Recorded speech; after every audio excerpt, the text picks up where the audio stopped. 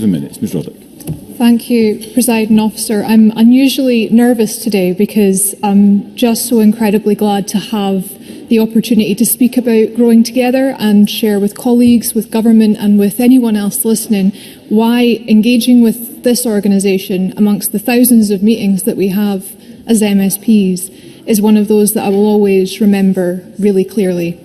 And colleagues will know the ones I mean, the ones that you remember because they really made you feel something. Growing Together works with young people experiencing or at risk of poverty, mental health issues and adverse childhood experiences, intervening to support those young people to mentor nursery children and take on leadership roles in their communities, consulting with community members and developing youth-led initiatives. Right now they are working in and around the Moray Firth and across Aberdeen. When Gavin Morgan of Growing Together reached out to me last year, I could tell that there was something really special about what the nursery programme is doing. Gavin is so passionate. There's no other way to say it. He loves what he does and he loves seeing the results of his work.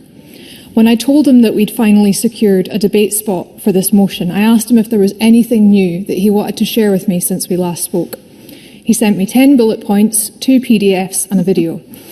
I will circulate that video to colleagues after this debate because, of course, the reason that this works is the willingness of the young people who take part, and their reflections are so special. I could stand here and quote them all, but you really need to hear it from them, so I'll just share one that I think sums it up for me. I finally feel I am okay as a person. I thought everyone else was better than me. Many young people who grow up with trauma or poverty are led to believe that they're not special, that there's nothing more for them in life, that they can't offer anything to the world but anger, and that there's really no point in trying. I know because I've felt that, and it takes a lot of internal work to undo that complex belief system, and a lot of effort from those kind adults who want to convince you that it's worth giving it a go. When I was in school, I was paired with a couple of nursery boys to mentor, and I remember being really nervous about that. I didn't like boys. I grew up in an all-female household, and to me, boys were mean, they hit you, and they cared about Glasgow football teams for some reason. But answering these wee boys' questions, teaching them about the world of big school, and watching them explore everything, made me realise what I had learned so far and what I had to give back, and it made me feel more confident and responsible. So I was already sold on the concept, but I met Gavin online to chat about what he wanted to achieve. And he explained that he really just wanted me to tell everybody else about what he was doing. And again, it was one of those days of back-to-back team meetings, typing up notes and actions for the evening, swapping from rural affairs to healthcare to casework. But this programme, Gavin, and the energy around it stood out.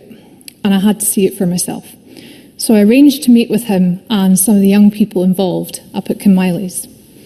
I spoke with a few of the young people, some of whom had left the programme the year before but took the opportunity of coming to speak to me to come back and be reunited with their mentees. I was so taken aback by that. I was expecting to meet the current cohort.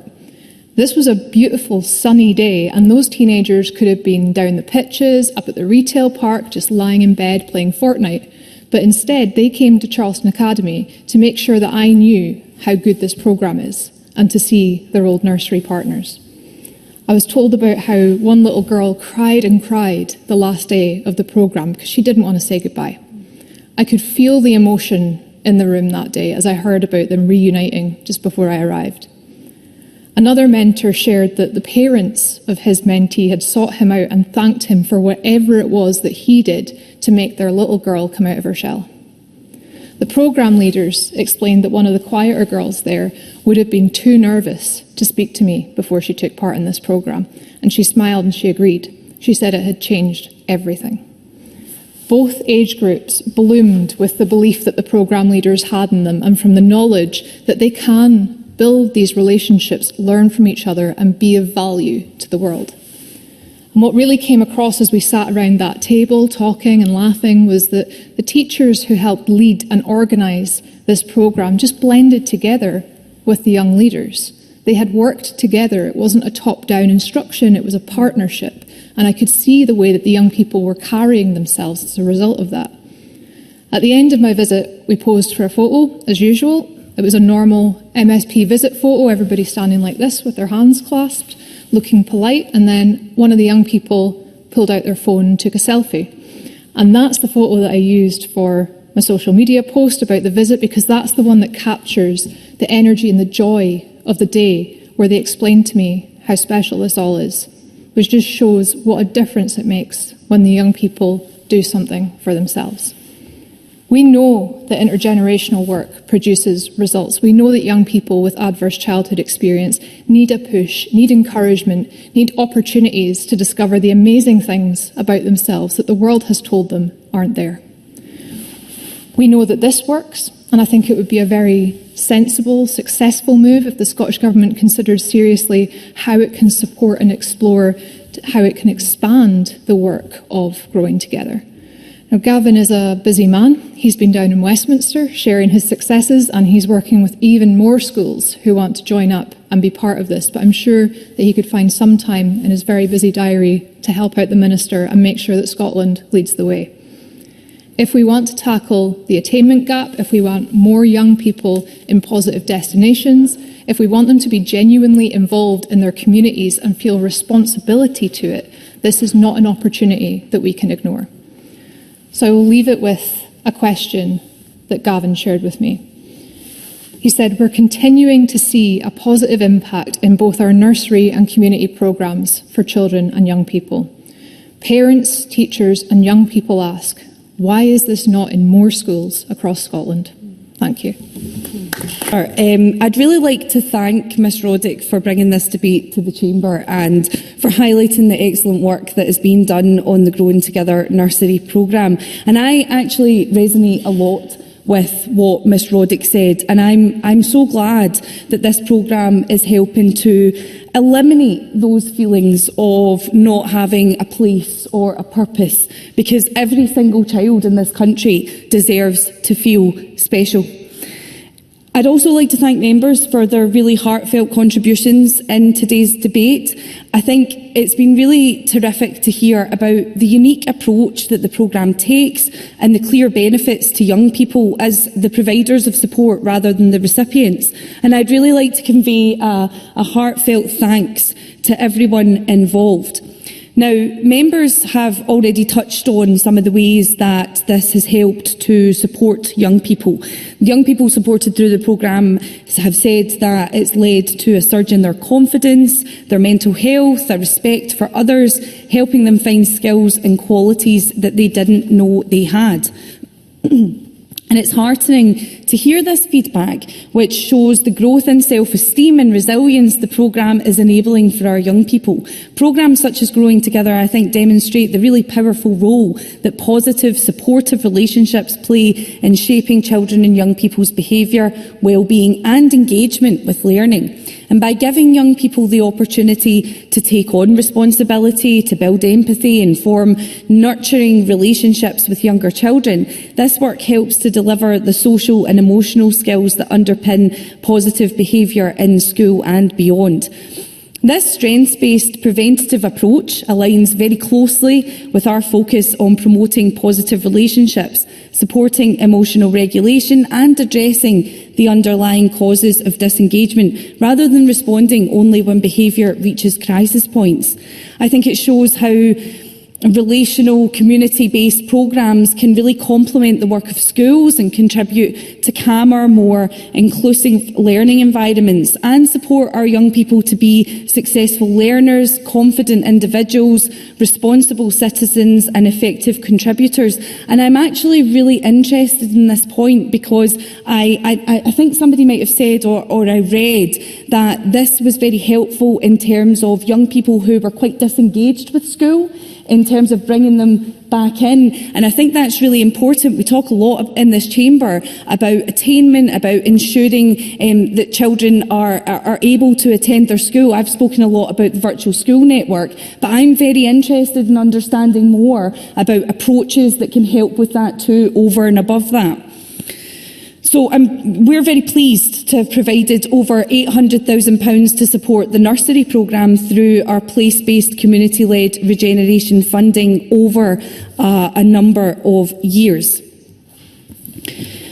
Now, I think there's been some talk around, the disadvantaged young people, and I think it's important, before I touch on a couple of other points in the debate, just to highlight some of the ways that we are, or a number of the steps that we are taking to provide wider support to children and young people. So we're continuing to invest over £1 billion every year in 1140 hours of high quality funded ELC for all 3 and 4 year olds and eligible twos.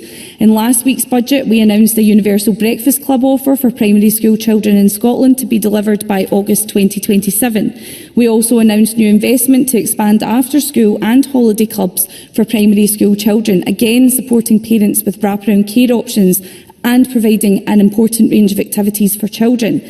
Now, in relation to Ms McCall's points, and I absolutely agree with her, I think, sometimes we talk about extremely emotive subjects in this Parliament, and that is one of them. We want to ensure that our youngest children are getting the support they need to reach those developmental milestones, and equally that the families are getting the support they need to be able to deliver that. We're taking a number of actions through whole family support and whole family wellbeing and all the preventative work I talk regularly about with Ms McCall and any other member who will listen to me. But on top of that, there's a number of other actions. We published our Early Years Speech, Language and Communication Action Plan in December. That sets out our preventative strategic approach, building on existing strengths, addressing gaps in support and placing families and communities at the heart of this work. We're also delivering the game-changing Scottish Child Payment, which is forecast to be supporting the families of around 330,000 children next year. Since this benefit launched, we've paid out more than £3 billion, and of course we've just expanded this to £40 for children under 1. And in relation to the Children Care and Care Experience Service Scotland Bill, making provisions to support babies is an absolute priority. There are already provisions within that, but I am hoping to extend that further at stage 2, and I will be meeting with Ms McCall to discuss some of that very soon. So as I've said, I really am very interested in this programme and the points that have been made. I'm a big believer in intergenerational work. I think this for all age groups.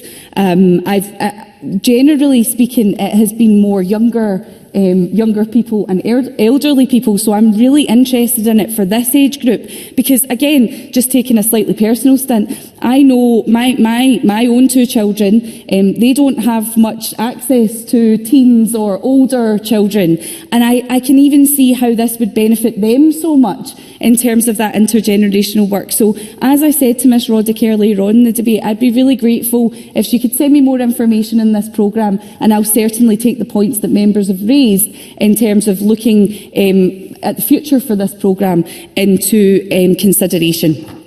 So I'd really just like to finish again by congratulating everyone involved in Growing Together. It is enabling our children and young people to develop skills, values and resilience needed to build a brighter future. I'm sure that Growing Together will continue to build on the superb work done so far, and I wish them every success in the future. Just want to thank Ms Roddick again for bringing this debate to the Chamber. Thank you. Thank you, Minister. That concludes the debate, and I suspend this meeting of Parliament until 2 o'clock.